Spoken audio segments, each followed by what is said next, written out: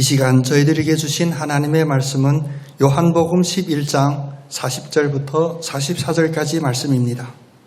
예수께서 이르시되 내 말이 네가 믿으면 하나님의 영광을 보리라 하지 아니하였느냐 하시니 돌을 옮겨 놓으니 예수께서 눈을 들어 우러러 보시고 이르시되 아버지여 내 말을 들으신 것을 감사하나이다. 항상 내 말을 들으시는 줄을 내가 알았나이다. 그러나 이 말씀하옵는 것은 둘러선 무리를 위함이니 곧 아버지께서 나를 보내신 것을 그들로 믿게 하려 함이니이다. 이 말씀을 하시고 큰 소리로 나사로야 나오라 부르시니 죽은 자가 수석을 베러 동인 채로 나오는데 그 얼굴은 수건에 쌓였더라. 예수께서 이르시되 풀어놓아 다니게 하라 하시니라. 아멘. 부름받아 나서님은 이 찬송의 작사자가 제가 공부했던 모건신학교의 학장님이셨습니다. 그래서 신학교 다니는 내내 교과와 같이 부름받아 나서님은 늘 불렀던 그 생각이 잠시 나네요. 이 세상에 살면서 왜 부름받아 나서님만 잇몸 아골골짝이라도 주님 부르시면 가겠습니다 라고 고백할까요? 이 세상에는 분명히 아골골짝이 있기 때문입니다. 더 중요한 것은 아골골짝이 있는 이 세상에서 주님은 우리를 부르시고 우리를 보내시기도 하시고 주님은 보낸 우리를 통하여 성취하시기도 하시는 것입니다.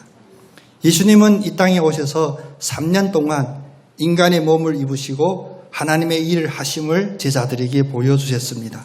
오늘 함께 읽었던 이 요한복음 11장 말씀은 성경의 기록 중에 예수님이 하신 그 일에 대하여 가장 구체적으로 또 가장 긴 편폭으로 소개하시는 그런 말씀입니다. 다른 이적이 아니라 오늘 이 11장에 나오는 이적은 죽은 사람을 살리는 그런 이적이었습니다. 이야기의 첫 시작은 예수님이 사역을 하는데 예수님으로부터 멀리 떨어지지 않는 그 동네에 예수님과 친분이 있었던 마리아, 마르다, 또 그들의 오라비 나사로가 사는데 그 나사로가 지금 위독하다고 소식을 받았습니다. 매우 위독하다고 소식을 받았습니다. 그런데 그때 예수님의 반응을 보면 이 자리에 앉아 계신 여러분의 반응과 완전히 다릅니다. 너무나 의외입니다. 예수님은 먼저 그 상황에 대하여 정의를 내립니다. 이 병은 죽을 병이 아니라 오히려 하나님의 영광을 드러낼 병이다. 이것으로 말미암아 하나님의 아들이 영광을 받게 될 것이다. 여러분, 이 말씀 앞에 지금 아무 표정의 변화도 없이 저를 보는데 충격을 받으셔야 됩니다. 우리는 병이라고 명명하면 그 병에 대한 부정적인 생각 때문에 부정적인 원인을 궁극적으로 찾고자 하고 해결책을 찾고자 하는 것이 인간의 당연한 반응이기는 합니다. 그런데 오늘 말씀을 보면 이 병의 원인을 대하여 예수님은 뭐라고 말씀하십니까? 하나님의 영광을 드러낼 병이다. 너무나 충격적이고 우리의 논리로 받아들일 수 없기 때문에 우리가 믿음으로 한번 같이 고백해 보겠습니다. 하나님의 영광을 드러낼 병. 아멘이시죠? 이 세상에서 모든 지혜와 과학과 의학으로 규정하는 그런 병이 아닌 오늘 성경이 분명히 말씀하시는 예수님이 직접 언급하시는 새로운 병 있습니다. 하나님의 영광을 드러낼 그런 병이 있다고 하시는 겁니다.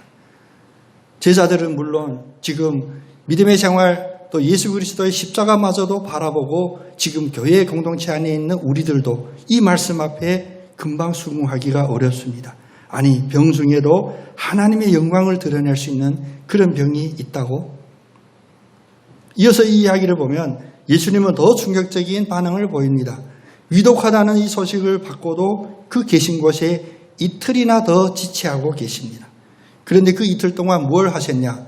성경의 기록만 본다면 특별히 꼭 해야 될 엄청난 일을 하신 게 아니라 그냥 이틀을 더 머무르셨다가 그제서야 출발합니다. 그래서 나사로가 있는 그곳에 도착하니 이미 3일이 지났고 나흘이 되었습니다.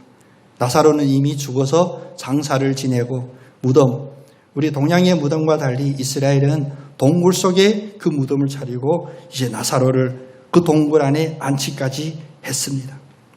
이런 예수님을 맞이하는 마리아, 마르다, 그들의 반응은 무엇이었습니까?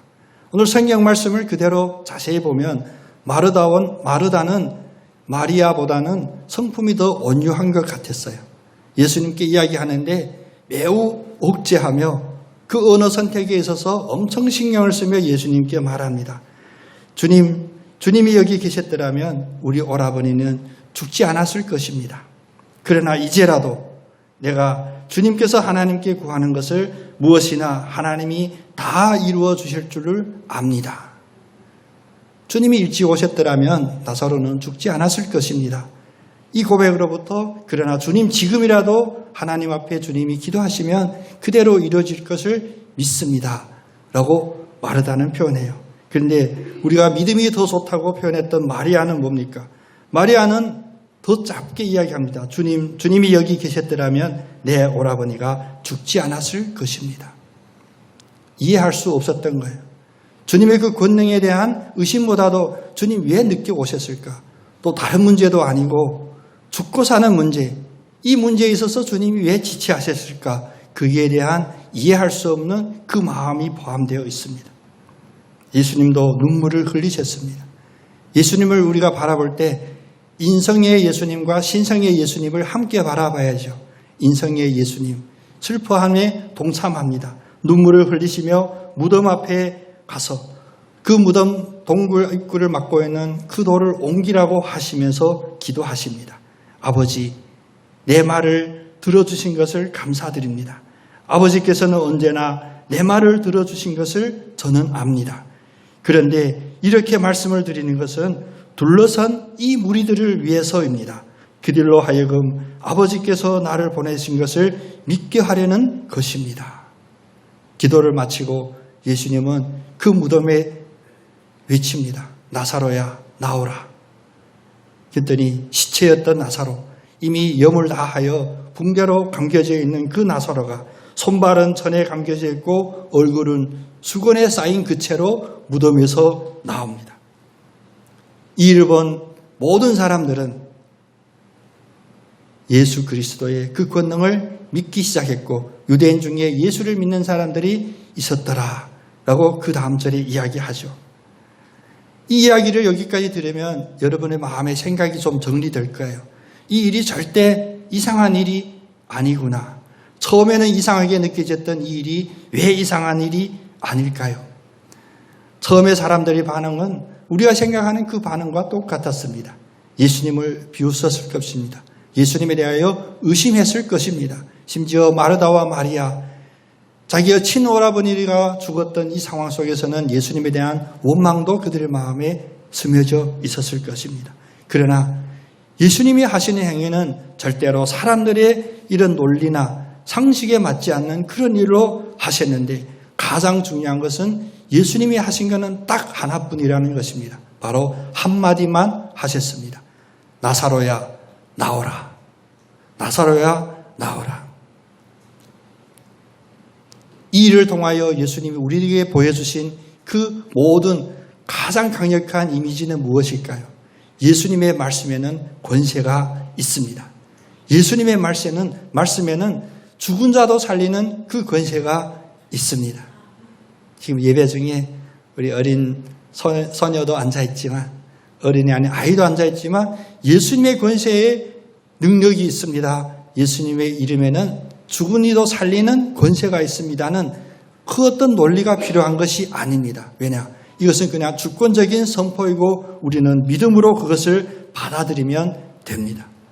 나사로가 무덤에서 다시 나올 수 있었던 것은 인간의 힘도 아니고 의술의 힘도 아니었습니다. 오직 우리가 말하는 초자연적인 하나님의 권세를 받은 아들 예수가 그 한마디로 나사로야 나오라 라는 이 영적인 한마디 선포로 나사로는 걸어 나오게 된 것입니다.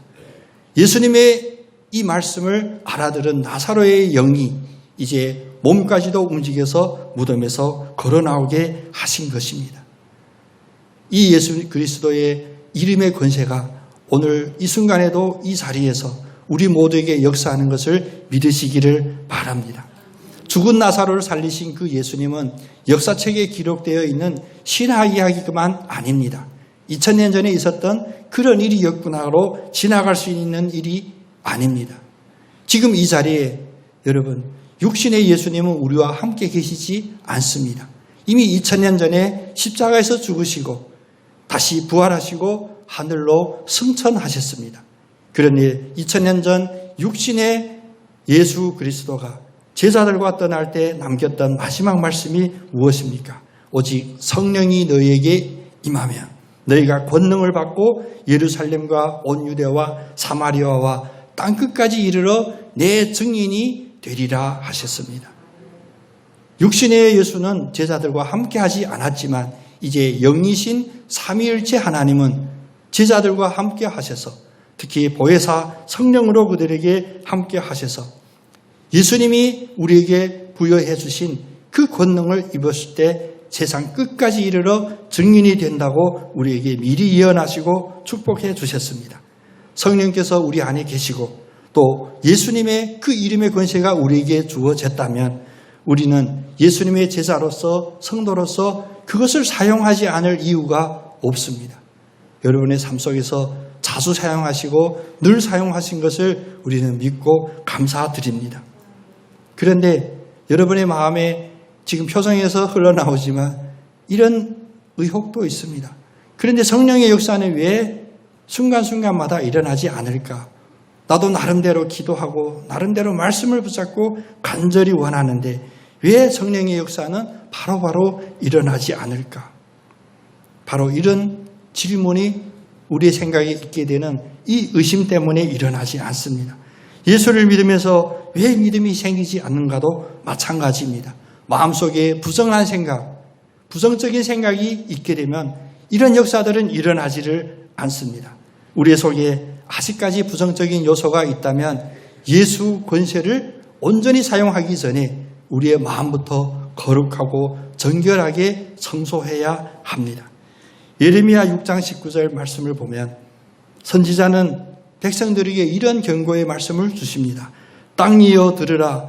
내가 이 백성에게 재앙을 내리리니 이것은 그들의 생각의 결과라. 그들이 내 말을 듣지 아니하며 내 법을 버렸습니다. 이 땅에 있는 하나님으로부터 징벌받아야 될 그런 악과 그런 잘못됨, 그런 더러움이 있게 된 이유는 바로 이들의 생각의 결과라고 지적해 주십니다.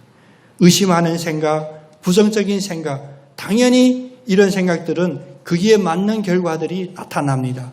어떤 결과일까요? 의심하는 결과, 부정적인 결과가 나타납니다. 제가 아는 분 중에 모든 이야기를 재밌게 개그맨처럼 하시는 그런 권사님이 계세요. 근데 제가 기억나는 딱 한 가지가 있다면 늘 노래를 부르는 게 나는 겨울 되면 독감 서너 번 그래야 겨울이 지나간대. 들으면서 웃었는데 그분하고 교제가 이제는 20년 가까이 되거든요. 보니까 진짜 그분은 겨울만 되면 독감 서너 번씩 해요. 맞지 내 말이. 독감 서너 번 해야 겨울이 지난대요. 재밌게 웃었어요. 그런데 다시 말씀을 붙잡고 오늘 이 말씀을 묵상하면서 생각해 봤더니 생각나게 하더라고 성령님. 심각한 문제네.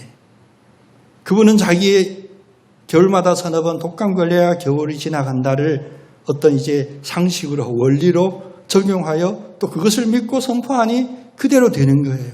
그게 무슨 좋은 일이라고, 그게 무슨 좋은 결과라고 그것을 믿고 그것을 우리에게 증명합니까? 진짜로 독감 서너 번 걸려야 겨울이 지나간다가 그에게 참된 삶이 되고 그들에게 바꿀 수 없는 습관이 된다면 이것은 결코 축복받은 일은 아닙니다. 의심하는 생각, 부정적인 생각도 우리의 삶에서 확증이 될 수가 있습니다. 그 생각의 결과대로 드러나게 되거든요.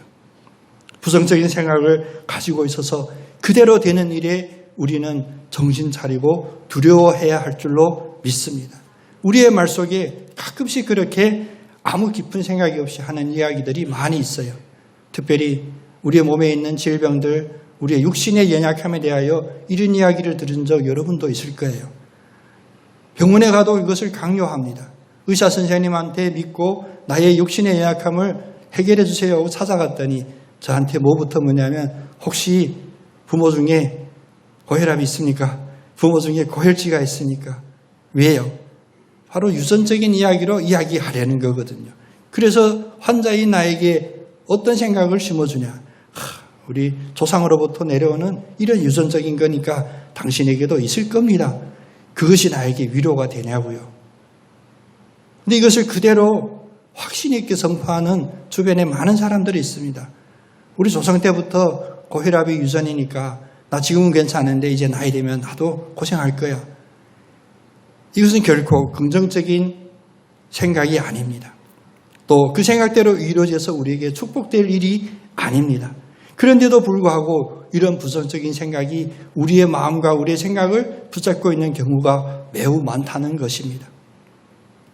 이 자리에 앉아 계신 여러분, 오늘 이 말씀을 받고 예배드리는 여러분에게는 예수 그리스도의 이 권세가 어떤 권능으로 드러나냐? 마음에 있는 이런 부정적인 생각, 마음에 있는 의심하는 생각들을 싹 사라지게 해주실 예수님의 권능이 온전히 임하기를 원합니다. 그리고 예수 이름을 붙잡고 담대히 선포하시기를 권면드립니다. 예수의 이름으로 명하노니 내 생각 속에 부정적이고 의심적인 생각들은 싹 물러갈지어다. 이 선포에는 권능이 있습니다. 우리에게 유전적인 요소들이 있을 수도 있겠죠. 육신만 따진다면 여러 가지 가능한 결과들이 나오겠죠. 그러나 우리가 믿음 안에서 고백하는 우리의 참된 고백은 무엇입니까? 나에게 육신적인 아버지가 아니라 나에게는 나를 새롭게 거듭나게 하시고 영생을 보상해 주시는 영의 아버지가 있음을 고백함이 우리의 참된 고백입니다. 영접하는 자, 그 이름을 믿는 자에게는 하나님의 자녀가 되는 권세를 주셨으니 이 권세는 육신의 아버지가 주는 권세가 아닙니다. 육신의 아버지가 아닌 우리의 영적인 생명의 아버지를 고백했을 때 그 영적인 아버지가 우리에게 주시는 권세입니다. 그럼 왜 육신의 아버지의 유전은 그렇게 신경 쓰고 기억하고 고백하면서 우리의 영의 아버지의 그 유전하고 살고 의심하고 두려워합니까? 성령의 임재하에 담대하게 명령하시고 승리하시는 우리 모두가 되기를 원합니다.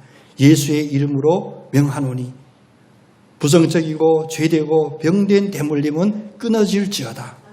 우리가 반드시 있어야 될 확실한 선언이 됩니다. 마음속에 부정적인 생각, 슬픈 생각들이 들면 표정부터 드러나고요. 말투에도 드러나고요. 그것이 우리의 생각 안에 있음을 우리는 확인하게 됩니다.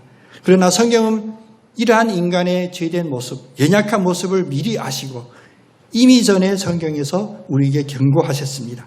잠언 18장 14절에 보면 사람의 심령은 그의 병을 능히 이기려니와 심령이 상하면 그것을 누가 일으키겠느냐. 사람의 심령은 우리의 육신의 병을 능히 이길 수 있다고 말씀하셨습니다. 여러분 아멘으로 확신을 얻으시기를 원합니다. 우리의 심령이 우리를 만드신 하나님이 우리에게 부어주신 그 심령으로는 우리의 육신의 병을 이길 수가 있는데 근데 왜 우리가 권고해야 하냐? 심령이 상하면 그것을 어찌할 수가 없다는 거예요. 우리의 자력으로는 어찌할 수가 없다는 것입니다. 마음이 긍정적이고 적극적인 믿음을 가진 사람들은 어떠한 상황 앞에서도 담대할 수 있으나 오늘 예수님의 이 이해하지 못할 행동을 바라보는 모든 사람의 시선에서와 똑같이 우리의 마음에 그 담대함의 생각, 담대함의 심령이 없게 되면 특별히 나에게도 하나님의 자녀가 되는 권세를 주셨다는 이 믿음의 확신이 없게 되면 이상하다, 의심된다, 안 될 거야. 이런 부정적인 생각이 나타나게 되는 것입니다. 예배도 마찬가지입니다. 기도도 마찬가지입니다. 우리가 말씀을 펼치고 하나님의 말씀을 받고자 할 때 가장 부지런하게 움직이는 것은 우리의 심령이기 전에 사탄 마귀가 움직입니다. 찬양할 때도 우리가 예배 드릴 때도 사탄 마귀가 더 분주합니다. 왜냐? 방해해야 되니까. 자기의 권세에서 벗어나는 이 부정적이고 어둠의 생각에서 벗어나는 것을 두려워하는 사탄은 틈만 있으면 우리를 지배하려고 합니다. 그런데 여러분 우리가 다 알고 있죠. 사탄이 우리를 공격할 때는 절대로 엉뚱하게 공격하지 않습니다. 논리적이고 우리가 들으면 무릎을 탁 칠만하게 그럴 수 있지, 그렇구나. 우리의 생각과 딱 맞는 생각으로 우리를 공격합니다. 그러나 하나님의 역사는 어떤 우리의 생각과 전혀 다릅니다. 들으면 한 번, 두 번, 세 번, 어쩌면 평생을 우리가 묵상하고 고민해야 될 그런 말씀으로 우리에게 다가오고, 우리에게는 이해되지 않지만 우리의 영에 명령했을 때 우리의 몸과 우리의 마음과 우리의 손발이 움직일 수 있도록 역사하시는 놀라운 은혜들을 우리에게 부어주십니다. 그래서 예수를 믿고 믿음 안에서 믿음에 따라 생활하는 우리는 우리가 학교에서 배우고 사회에서 습득하고 내 삶에서 경험한 그런 체험으로만 이루어지는 것이 아니라 이상하네, 이해되지 않네, 놀랍네, 이런 일들로 우리의 삶을 채워주는 것입니다. 나를 나약하게 하는 것이 무엇인지 반드시 기억하기를 원합니다. 나를 나약하게 하고 의심하게 하고 불안하게 하고 심지어 부정적인 결과를 마음에 품게 하는 것은 우리의 상식에 맞게, 우리의 논리에 맞게 내가 이해했을 때 이해가 빡빡 되는 그런 것들임을 늘 기억하시기를 원합니다. 하나님은 우리들에게 말씀을 주실 때 우리의 이지적인 그런 노력, 이지적인 긍정함, 동의함을 원하시는 것이 아닙니다. 하나님의 말씀은 권세입니다. 그냥 선포됩니다. 그 선포 그 자체가 우리에게 권능이 되는 것입니다. 그래서 오늘 이 엄청난 사건 앞에 많은 사람이 어떤 시선으로 바라볼 수 있을까를 미리 아시는 주님께서 하시는 그 기도 가운데 아버지가 내 말을 들으신 것을 감사하고 또 항상 내 말을 들으실 줄로 내가 알았나이다라는 이 믿음의 고백이 요한복음 11장을 받은 우리들의 고백이 되기를 원합니다. 우리가 신앙생활을 하면 우리가 늘 귀에 익숙하게 들렸던 이야기들이 있죠. 우리 신앙생활을 어떻게 하면 잘하는 거냐? 예수를 본받고 예수를 닮으면 신앙생활을 잘하는 것이다. 그럼 여러분이 예수를 닮기를 노력하는 그 분야들을 자세히 생각해 보면 우리가 빠뜨리는 게 하나 있지 않나 여러분 깊게 돌아봐야 됩니다. 예수를 본받는다 하면 우리는 이 언어의 한계 때문에 윤리적이고 문화적이고 사회적인 예수를 흔히 생각합니다. 선한 일을 많이 하고 힘든 일에도 고난도 인내하고 참고 다른 사람에게 자기 자신을 희생하면서 사랑하는 이런 모습들. 그러나 우리가 간과해서는 안 되는 예수님을 본받을 때 가장 중요하고 어쩌면 핵심적인 부분은 무엇이냐?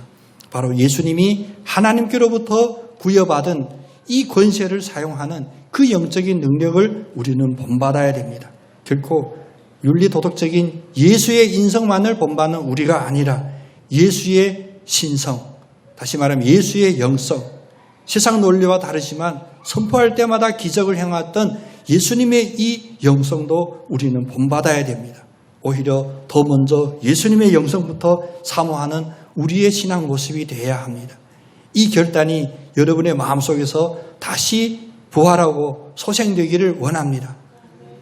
사회적으로 착해야지, 사랑 많이 베풀어야지, 믿음은 사랑이다, 예수님은 사랑이다, 이런 예수님의 인성 부분에 대한 그런 고민 외에도 예수님의 영성에 대하여, 예수님의 신성에 대하여 깊게 고민하고 깊게 묵상하고 담기를 소원하는 우리 모두가 되기를 원합니다.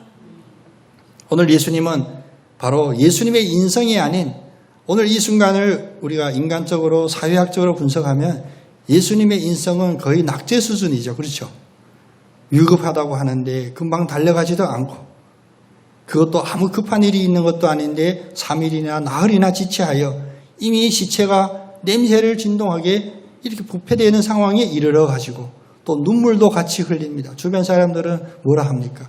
마르다 마리아 입에서 주님이 여기 계셨더라면 이 일은 일어나지 않았을 텐데 말씀처럼 어쩌면 예수님의 인성으로는 좋은 성적을 받을 수 있는 그 상황이 아닙니다. 그러면 예수님은 이 자리에서 무엇을 의도하시고 보여주시려고 했을까요? 바로 예수님의 이 영성, 하나님으로부터 받은 이 권세를 선포할 때 드러나는 그 권능을 사람들에게 알려주려고 하셨습니다. 그래서 말씀하시잖아요.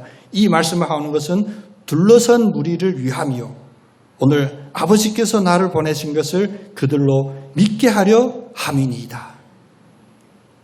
여러분들도 여러분의 삶의 자리에서 나는 예수 믿는 하나님의 자녀다를 주변에 있는 모든 사람에게 보일 수 있고 증거할 수 있는 그런 권능을 사모하기를 원합니다.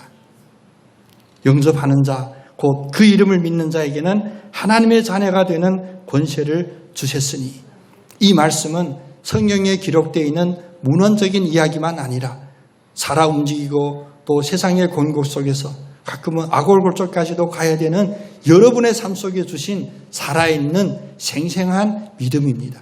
여러분이 사용할 수가 있습니다. 하나님이 예수를 이 땅에 보내신 것은 바로 이 권세를 증거하시기 위하여 보내셨고, 예수님이 부활 승천하시면서 우리에게 보혜사 성령을 주심은 우리의 마음에 보혜사 성령을 품고 우리의 세상의 삶을 살 때 우리도 예수님처럼 이 권세를 증언하라고 우리에게 주신 것입니다. 하나님의 능력, 하나님의 사랑, 그리고 하나님의 이 권세 어떻게 우리를 통하여 임하실까?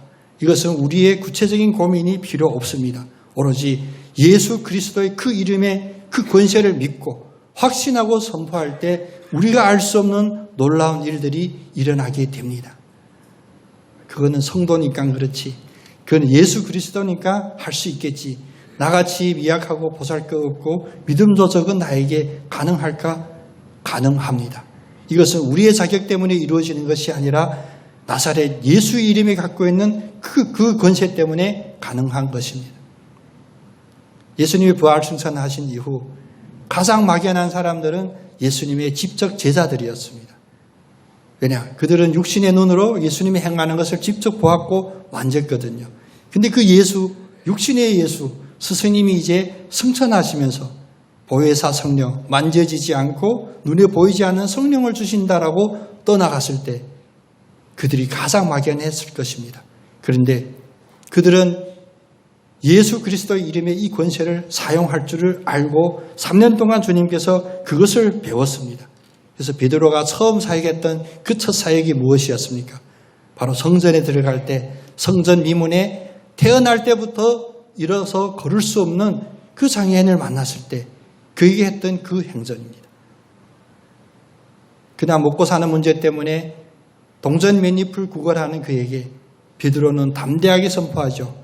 은과 금은 내게 없나니 내게 있는 나사렛 예수의 이름으로 명하노니 일어나 걸으라. 나사로야 나오라. 똑같은 이 권세를 선포했을 때 그는 일어났습니다. 그래서 제사장들이 그들에게 묻습니다. 3장에 이 역사가 기록되고 사도행전 4장에 그 뒤에 이 일에 대한 결과들이 나오는데 4장의 제사장들에게 그에게 묻되 너희가 무슨 권세와 누구의 이름으로 이 일을 행하였느냐? 베드로는 담대히 이야기합니다. 좀 길지만 사도행전 4장 9절부터 12절까지 보면 베드로는 담대하게 대답하기를 만일 이 사람이 어떻게 구원을 받았냐고 오늘 우리에게 질문하면 너희와 모든 이스라엘 백성들은 알라. 너희가 십자가에 못 박고 하나님이 죽은 자 가운데서 살리신 나사렛 예수 그리스도의 이름으로 이 사람이 건강하게 되어 너희 앞에 섰느니라. 12절에 다른 이로서는 구원을 받을 수 없나니 천하 사람 중에 구원을 받을 만한 다른 이름을 우리에게 주신 일이 없음이라. 여러분의 육신을 괴롭히는 질병 앞에 담대히 선포하기를 원합니다. 우리 주 나사렛 예수 그리스도의 이름으로 명하노니 물러갈지어다. 이것은 특별한 성령의 권능을 받은 몇 사람들만 의하여 행해지는 것이 아니라 이 자리에 계신 모든 이들에게 나는 예수 그리스도를 나의 구주로 영접하겠습니다라고 고백하는 모든 이들에게 주어진 그 권세입니다. 또 예수 그리스도의 이 이름 위에는 우리에게 문제를 해결할 그 어떤 대책도 방법도 이름도 주신 바가 없습니다. 오직 예수 그리스도의 이름. 우리 박민수 권사님 대표 기도할 때 사실 오늘 이 설교의 말씀이 다 하셨구나라는 이런 마음을 설교를 준비한 저는 가졌습니다. 세상이 많이 흉흉합니다. 모든 사람들이 다 부정적입니다. 마음의 생각이 부정적이다 보니 그 생각의 결과로 드러나는 모든 언행들이 다 부정적입니다. 화가 많이 있고 공격하고. 그런데 그 누구도 그럼 어떻게 할까? 긍정적으로 바꾸려면 어떤 노력을 할까가 없습니다. 다 남의 탓이에요. 내 탓은 없고 다 남의 탓입니다. 왜 이런 세상을 우리가 목도합니까? 바로 오늘 말씀해 주신 나사렛 예수의 이름만이 우리에게 구원을 베풀어 주실 유일한 이름임에 대한 확신도 없고 그것을 믿지 않아서입니다.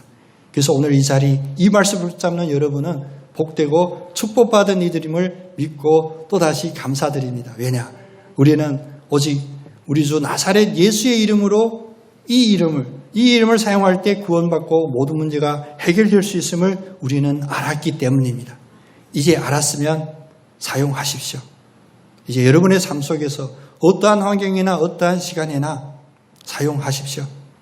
특별히 어떤 목사 안수받은 목회자나 안수받은 장로님께만 이런 능력이 있다고 성경은 말하지 않습니다. 나사렛 예수의 이름은 그 이름을 믿는 모든 자들에게 주신 하나님의 자녀의 권세입니다. 여러분, 그래서 여러분은 복된 이들입니다. 예수 그리스도의 이름을 선포하실 때 그 역사의 간증을 많이 나눌 수 있는 우리 모두가 되기를 소원합니다.